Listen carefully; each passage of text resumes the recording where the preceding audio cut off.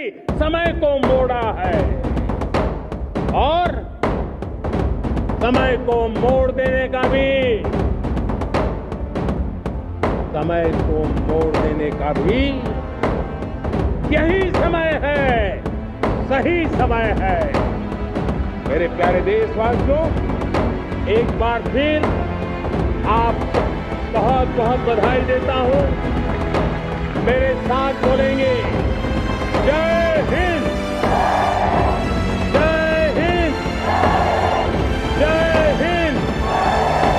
भारत माता की, भारत माता की, भारत माता की। वंदे वंदे वंदे। बहुत बहुत धन्यवाद।